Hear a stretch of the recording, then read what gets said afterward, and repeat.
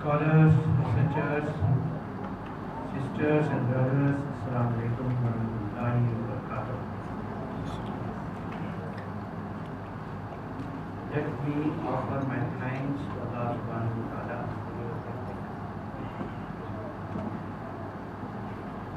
His blessings that out of His own mercy He granted us the faculties of hearing, seeing and thinking. I congratulate WICOIS for organizing this conference. As you will see through my presentation, from my topic, this conference is very important and timely.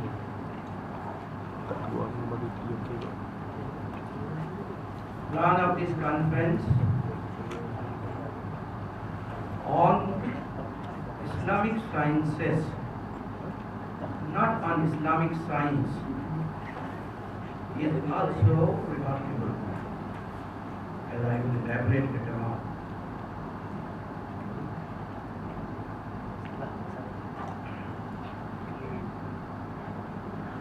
Dear professors, the topic is revival and development of Islamic sciences.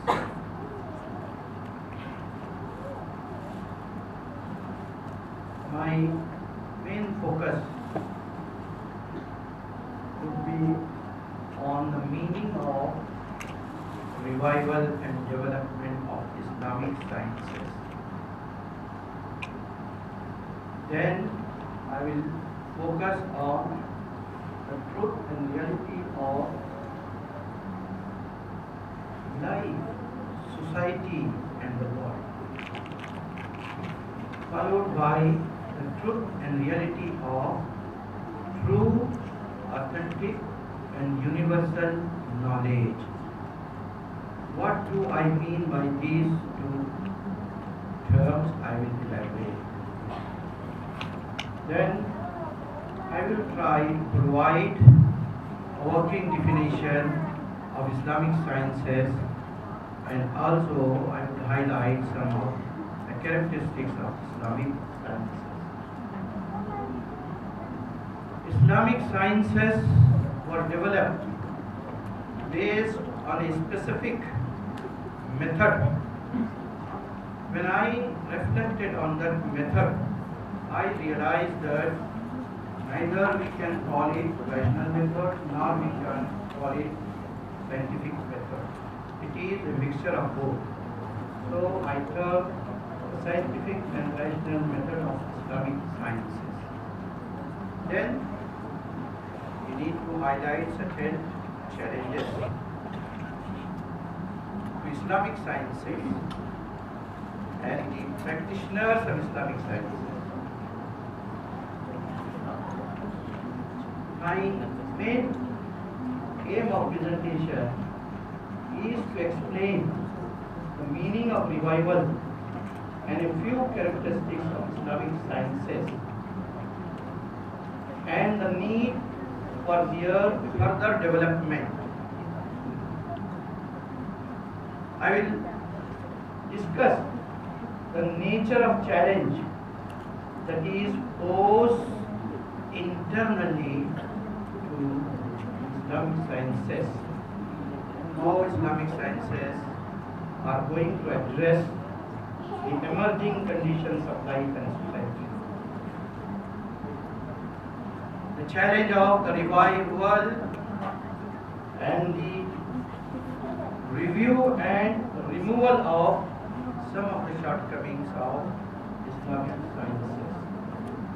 Finally, I will demonstrate that the Islamic sciences are capable to tackle current conditions of life and society. Hence, I always educate they have to come forward to help people to take them out of the darkness of the problems of life and society, as Quran used the term darkness.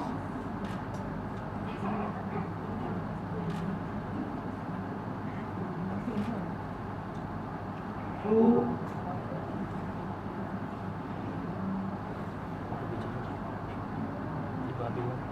present my views, to analyze my views, I use specific framework.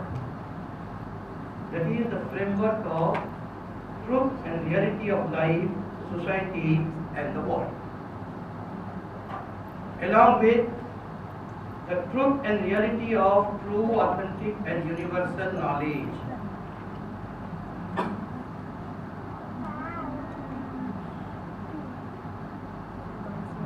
You will follow my truth, my framework of truth and reality of life and the true, authentic and universal knowledge, while I will go for further elaboration.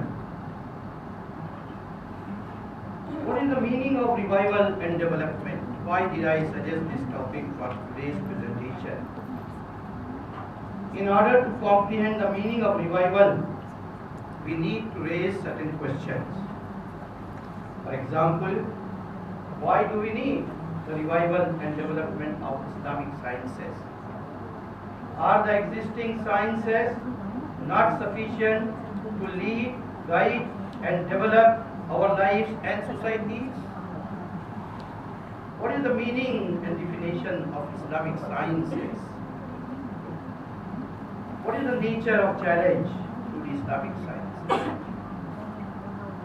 These questions will help us to understand the need of the Islamic sciences.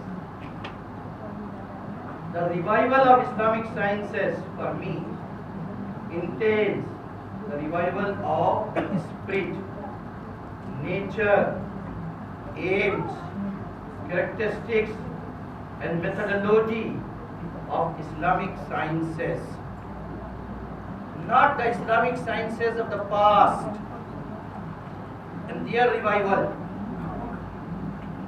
rather on their important and unique features,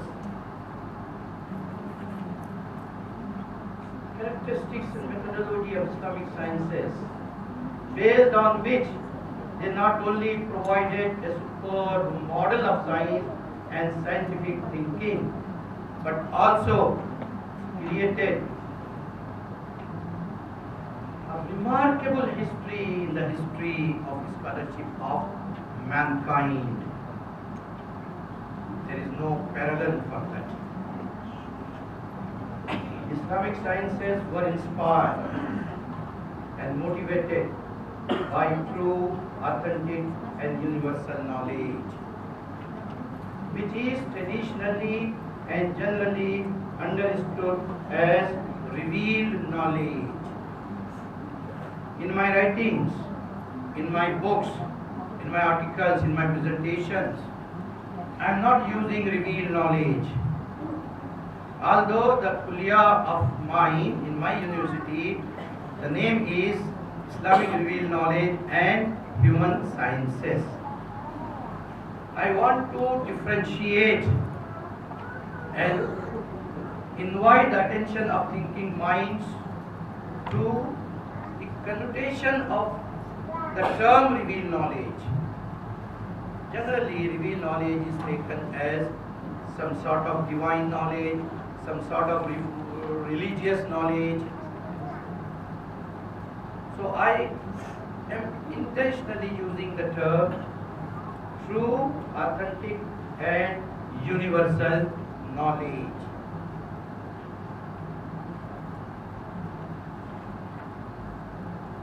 As we know, all sciences, all scientific investigation by all sciences including the Islamic sciences were conducted based on the knowledge of the truth, reality of life, society, and the world, which was drawn from true, authentic, and universal knowledge. Not all sciences, Islamic sciences, were based on this knowledge. Today, how do we present the case of Islamic sciences? You see, Islamic sciences and the term Islamic science. Singular term refers to, according to certain scholars, to so-called modern science, experimental, empirical sciences for the study of physical phenomena.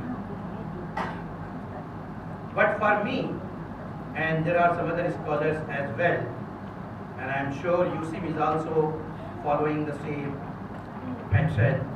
When we use the term Islamic sciences, it includes all sciences, experimental, empirical, applied, social, human, whatever it is, all are included. But when we are debating and creating our discourse on Islamic sciences, we are using certain terms. For example, scientific tradition in Islam, Islamic scientific thought, Islamic scientific approach in Islamic civilization.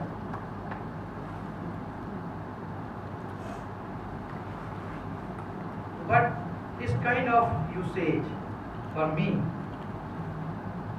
creates some kind of problem. What is that problem? What is the nature of that problem? Does Islamic science mean a systematic and organized field of study?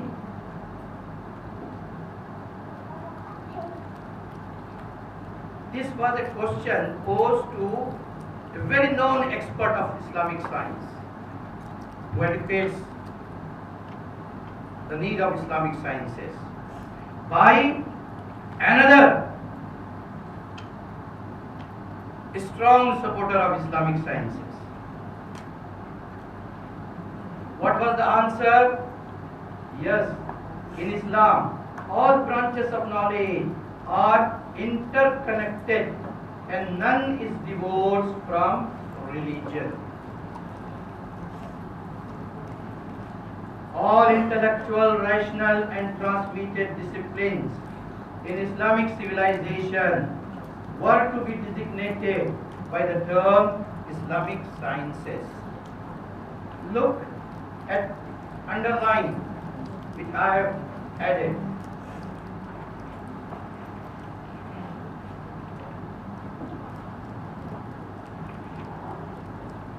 Science ultimately means organized knowledge, and Islamic sciences are those branches of knowledge that have been cultivated in Islamic civilization according to the principles of Islamic revelation.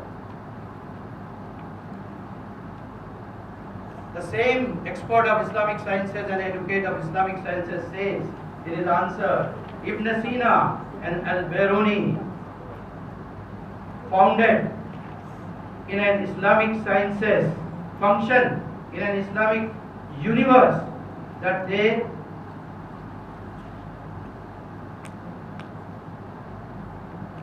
understood in terms of the Quranic revelation. They all believe that the world was created by a creator.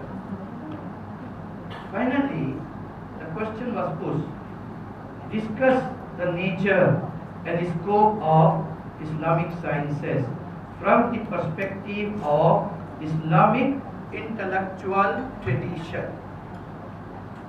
I took your time to highlight these so that we can really reflect on some important things. For me, these types of expressions, that is in Islam, in Islamic civilization, related to religion, based on Islamic regulation, these sorts of explanations are problematic.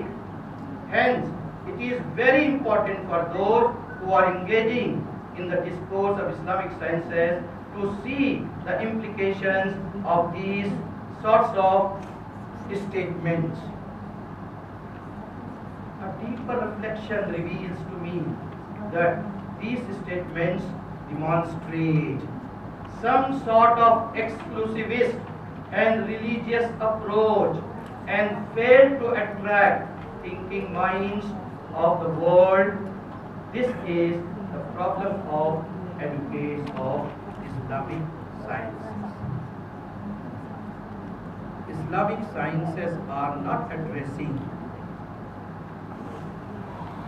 based on a religion or religious framework. Islamic sciences are based on knowledge. So I argue, in the context of changing circumstances, the focus of Islamic sciences should be as a whole on universal and pupil-oriented perspective. No doubt, we want to put our own house in order, but the implications of Islamic sciences are universal. For all people of the world, ultimately they will benefit. I give you another example which will show to us the nature of problem. In modern times, science is defined as follows. In human sciences, it is considered as the systematic study of human nature and relationships, or a study that deals with human person. In natural sciences, it is defined as an organized body of knowledge that deals with some aspects of the natural world based on observation and experiment. In social sciences, one may define it as a systematic study of some social phenomena. These sorts of definitions are also provided by the experts of Islamic sciences. Human. What are the key words in these definitions? Here I need real focus of my participants. What are the key words in these definitions? Human, society, the nature or the natural world, systematic study or organized body of knowledge. However, to be systematic and organized investigation, at the very outset, we need to know what are our views of human, society and the world. Our views must be true, authentic, realistic, comprehensive and universal. They have to be based on knowledge, true, authentic, universal. If they have to change, they in fact, if you check properly, you will come to know that relativism, positivism, empiricism are based on certain doctrines. They are based on certain dogmas. And those who are following doctrine and dogmas, we cannot have a dialogue with them. We need a rational approach.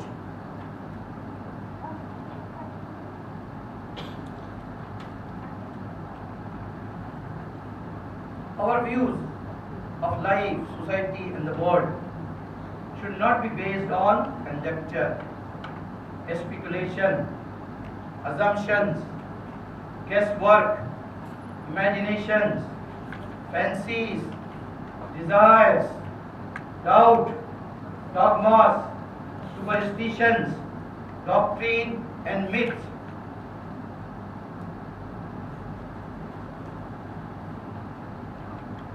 As I said earlier, all sciences deal with life, society and the world.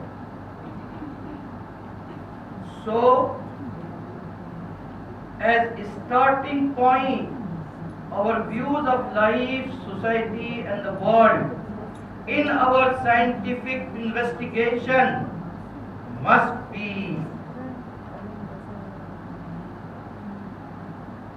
true, authentic, realistic, comprehensive and universal. View of life, view of world.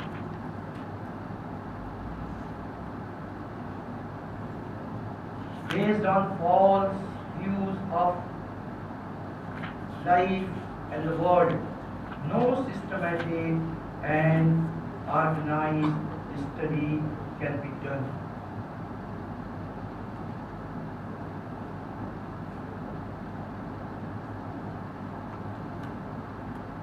Philosophers, thinkers, scientists even, in their so-called scientific investigation, who focus on natural world, did not realize the importance and significance of their views of world, natural world. They escaped as they were depending on their reason and senses. While they were depending on their reason and senses, they did not realize that our reason and senses work based on data, a comprehensive, irrelevant data. If not, they end up with conjecture, speculation, assumption, guesswork, imaginations, especially with regard to the metaphysics of the world of physics, to which I say our view of the world. In recent years, a book was published. The title of the book is The Worldview of Physics. The worldview of physics, does it need a new metaphysics? Those who deny that science is dealing with physical world, they have to read this book. Every discipline, every branch of knowledge is based on certain metaphysics. So I submit that there exists true, authentic and universal knowledge which was always conveyed to mankind through the process of revelation, revealed knowledge, to which I am calling true, authentic and universal knowledge. This conclusion of mine is based on data and its analysis. This is not the result of a dogma, of a blind faith on a religious approach. This is the result of rational investigation, supported by rational reasons, supported by historical evidence, even supported by empirical evidence. We come to know that there exists a body of knowledge which is called true, authentic and universal body of knowledge. Rejection of this body of knowledge tantamounts the rejection of truth and reality of this world. My dear professors, brothers and sisters, as I said, my conclusion is based on data and its analysis. When I come to analyze certain data, I get some data from the Quran. And when I make reference to the data of the Quran, if anybody thinks that Quran is a religious book, Quran is a sacred book, Quran is a divine book, and he concludes that we do not need in scientific investigations any references from divine sources, or we have rejected divine sources because they were based on dogmas and blind faiths. They reflect three things. Number one, their ignorance. Number two, they distort the truth about the Quran. And number three, they go against the truth of this world. Quran is neither a religious book, nor Quran talks about in favor of dogmas and doctrines. Quran is the unique book which stands for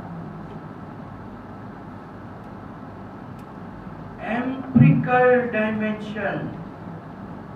Never in the Quran it is said that please reflect on different things. Always Quran draws the attention of the thinking minds towards the observable phenomena of the world.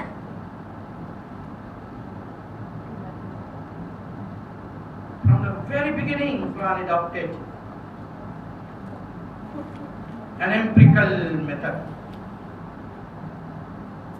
In history, empirical method was practiced. None other than by messengers, prophets. I have so many examples. I don't have time to go all those. The validity of the true, authentic and universal knowledge has been established based on a powerful ethical discourse. Application of critical thinking,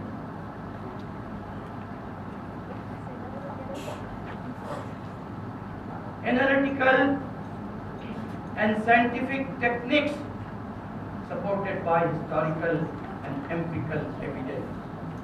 So the acceptance of a body, accumulated body of knowledge, true, authentic and universal, is based on valid foundation, and those who do not give any importance to this body of knowledge and they neglect, they in fact demonstrate their ignorance.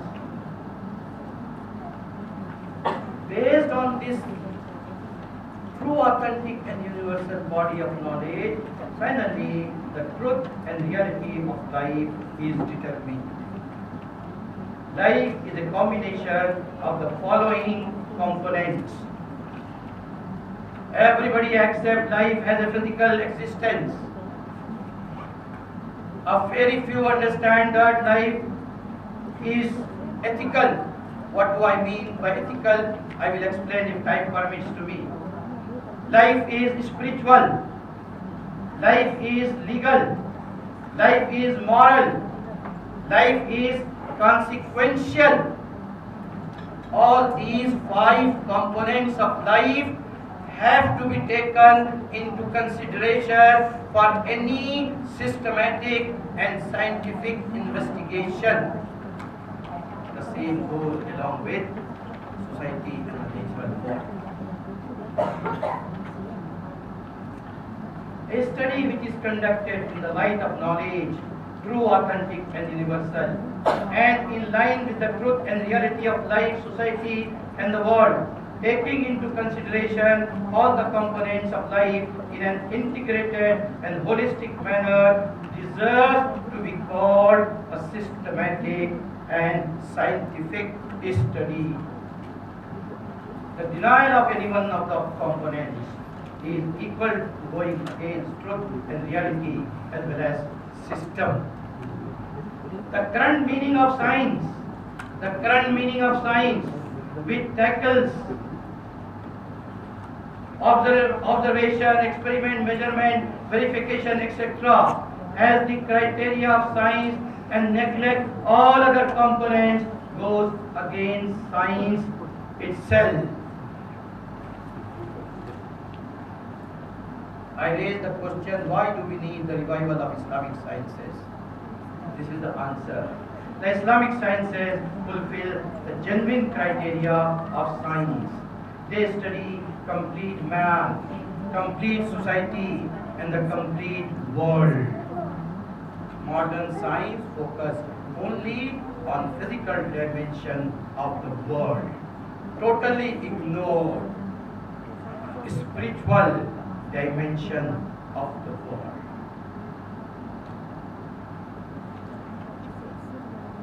Islamic sciences are knowledge based. They do not have to do with assumptions. Many scholars in the modern world have acknowledged that modern science is basically based on certain assumptions, certain dogmas, so far as the metaphysical reality of this world is concerned. Islamic sciences are not based on assumptions, they are based on knowledge. They are different, therefore, from the modern Western science in terms of spirit, nature, aims, characteristics, scope, and methodology. They are spiritually motivated, not materially and intellectually elevated to the rank of science. Recently, George Silka produced a book entitled Islamic Sciences and the Remaking of European Renaissance. He argued, like many other scholars, that Islamic sciences contributed towards the development of Renaissance, of enlightenment of Europe and America. I would like to differ with these basic premises and arguments. They did not really benefit from Islamic science. For Islamic science, the truth of life, truth of world is as integral as our body and our ruh. They cannot be separated from each other. Therefore, their nature is authentic, empirical, critical, historical, and rational. They include under their purview all sciences, natural, social, applied, spiritual, ethical, moral, whatever branch of knowledge or science we can develop. The main characteristics of them is that they are truth-based, reality and pupil-oriented sciences. A revolutionary intellectual change for the purpose of bringing development in life, society, in countries and in the world.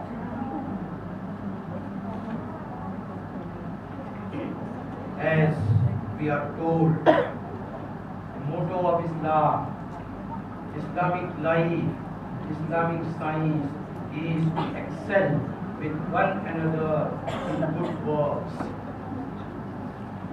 Be watchful over the prayers and over praying with the utmost excellence.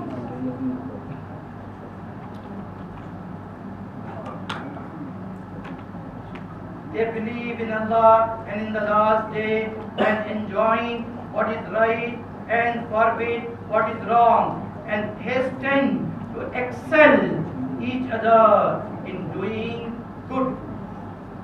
These are among the righteous. It is Allah who created death and life, that He might try you as to which of you is excellent indeed. Thank you very much for your patience. Before I depart from this platform, I would like to present to you a working definition of Islamic sciences. The definition of science itself for me is full of flaws. Therefore, we need to provide a working definition of science as well as Islamic sciences. Islamic sciences may be defined as intellectual efforts that help evaluate, analyze, conceptualize, and develop an accurate understanding of things and of the issues of vision and mission of life and society. They vigorously apply rational framework and historical and empirical tools, as well as certain skills and techniques to understand things, statements, policies, or programs help to replace the incorrect notion of things, ideas, concepts, and theories and models, and ultimately explain the importance and significance of spiritually, legal, and morally, spirituality, legal and moral rules and principles. Another way can be adopted to define the Islamic sciences. Islamic sciences are those disciplines which study systematically the problems of life, society and the world, and everything of the world, along with the application of rational and empirical methods and skills to have a better, true, correct, authentic, realistic, and comprehensive knowledge of them. Thus, acquired knowledge is used to improve the conditions of life, society, and the world, and give them true purpose and direction. In my recent book, one of my recent books, Islamization of Modern Science and its Philosophy, I have discussed in detail that empirical method was used in religious, so-called religious sciences, not only in physical sciences. Empirical method is critical approach, is analytical approach, is all these approaches, these methods are as integral to Islamic science as anything else. Whatever branch of knowledge we are planning to develop, we have to follow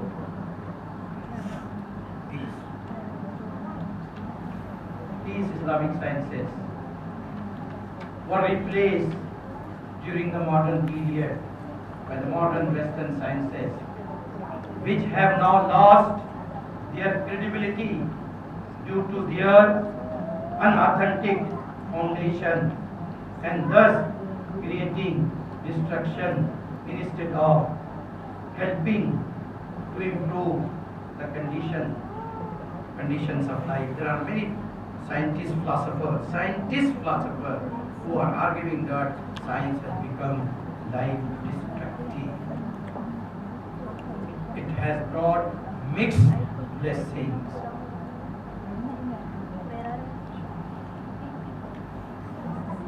I don't want to take the time of other speaker, therefore I just want to divert your attention. Integrity of physical and metaphysical aspects of life. The truth is that the physical dimension of our reality cannot be separated from spiritual, legal, moral, and consequential realities of life. What do I mean by consequential realities of life? Everybody has to see the consequence of his life in this world as well as in the hereafter. Nobody can escape from that consequences. When we say there is side and effect, cause and effect, So there should be some effect of our doing, our thinking, our acting. Each one of them is intimately related with other realities. All these realities are observable if we develop the skills or qualities of taqwa, tazkiyah, tarbiyah, zikr, fikr, ihsan, tadabbur, tafakkur. We can perceive the total reality. Modern science can penetrate only into the part of the reality. Islamic sciences were capable to perceive the total reality in its comprehensive existence. All the above mentioned dimensions constitute our life and help to observe reality. The true, authentic and universal knowledge therefore becomes the first principle of scientific methodology. The true, authentic and universal knowledge, that is Islamic revealed knowledge, becomes the first principle of scientific methodology. No layman can apply the scientific skills except professionals. The same is applicable to the practitioners of Islamic sciences. If they want to observe the complete reality in a comprehensive manner, they need to develop skills and techniques. They need training of above mentioned techniques and skills. Thank you very much for your patience. And once again, offer my thanks to the University USIM for inviting me to share my views. Thank you very much. Wallahu alam bis-sawab. Thank you, Mumtaz. I just want to know, you talked about zikr and fikr. These are very spiritual things. And how do you think a person, a general person, would approach this? What do we mean by spiritual? The spirit, yes, the zikr What and do we fikr part of mean it. by spiritual? There is a grassroots misunderstanding about the term spiritual. It is not referring to ruhaniya. It is not referring to certain religiously oriented activities. It is referring to the purpose of creation of human being. When we talk about the spiritual dimension of our existence, we are referring to the purpose of creation of the existence. Material, physical, human or whatsoever.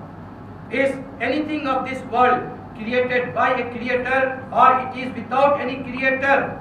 As the modern science assumes, without any knowledge. When I am using the term ethical, I am using the term in the sense of rational inquiry. You might have noticed that I use ethical separate from moral. Many scholars in this world are misguided. They are using ethics and moral interchangeably. Use of ethics interchangeably with moral defeats ethics itself as a separate discipline. Spiritual does not mean religiously oriented or superstitiously oriented. It is related to the reality of our existence. And in our reality of our existence, remembrance of Allah subhanahu wa ta'ala, who granted me life, who granted me the faculty of thinking, understanding and seeing. I have to remember Him throughout 24 hours. That is the meaning of zikr. Those who are unable to see zikr in its proper perspective, they are unable to see. For them, Allah used the words, they have eyes, but they are unable to see. Thank you. Yes, young sisters, brothers, do you have any challenging question to me? Anybody can challenge me? I tell to my student, don't fight physically, fight intellectually. Assalamualaikum warahmatullahi wabarakatuh. Thank you for a very interesting presentation, Professor Mumtaz. I have a question that maybe an opinion of how are we going to encounter or maybe to debate with the non-Muslim or maybe some atheists, you know, those who kind of let's just give this an example of you know what I'm doing in my research. I try to incorporate Islamic knowledge, Islamic sciences into my research.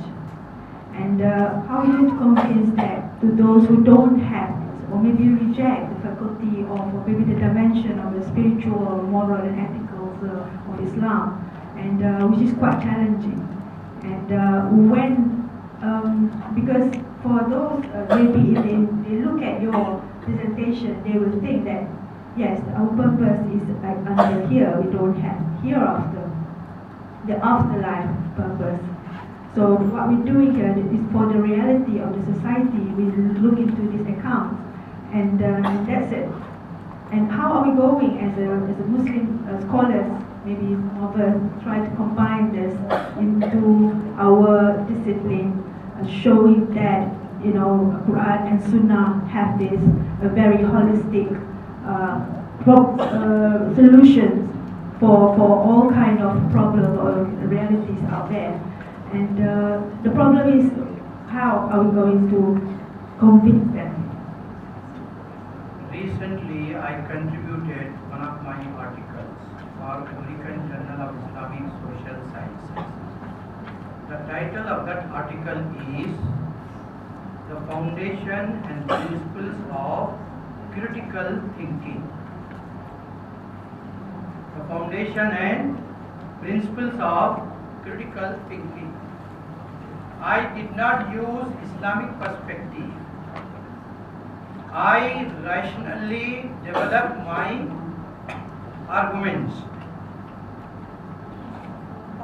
What we have to do, we have to address to the people of the world. They may be atheists, secularists, modernists, whatsoever.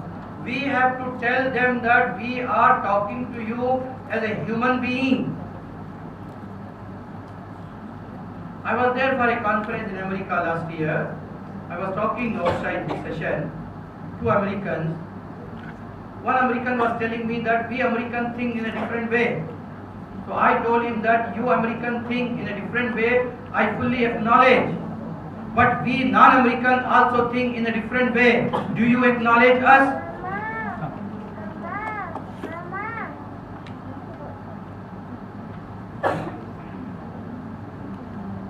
Our approach, number one, has to be rational, not religious. I do not want to say that I am referring to Quran, I am referring to Hadith, I am talking based on the Quran. I would say I collect the data from the Quran. Quran says this and that. If anybody says that Quran is a religious book, you have to say that, can you show me in the Quran where it is written it is a religious book? The challenge for us is to rethink our style of thinking, to rethink our way of argument. I am not arguing that I want to say anything from Quranic perspective. I started my presentation. I say that my framework is the framework of truth and reality of life, society, and the world. And it has to be based on true, authentic, and universal knowledge. You take any book on philosophy, you take any book on philosophy of science, I'm generalizing, you take any good book, everybody agrees that philosophy is concerned, it is based on a speculative method. speculative method, that is guesswork, imaginations. But philosophy is not based on speculative method. Philosophy is based on knowledge, true, authentic knowledge. Recently I met Professor WICOIS'16, first time in my life. I asked him, the Quran used for Prophet ﷺ, the Quran used for all the prophets, that Allah subhanahu wa ta'ala gave them books and hikmah, that is wisdom. How do you differentiate that wisdom with the modern sense of wisdom? Do we think, while we are discussing about philosophy, do we bring messengers who are granted wisdom? What is the meaning of philosophy? Philosophy means law of wisdom, to know the wisdom. What is wisdom behind certain things? And Allah said that He granted wisdom to the messengers. We don't bring that messenger as the proponent of wisdom. We go for logic to Greek. We go for science to Greek. We go for everything to Greek. The most authentic book on this earth today is, and this is my research, my investigation, my critical analysis for authentic record, that is the book which is called the Quran. Quran is not my religious book. Quran is, for me, a unique book, and that Quran gives me new insights. Therefore, I make Quran my manual, day-to-day manual. I get benefits from the Quran. Thank you very much. I like smiling faces. When I see somebody without smiling, I ask him, what is your name? He says, Qamar. I say, change to Ismail. Thank you very much. Thank you so much, Mumtaz. Let's give a big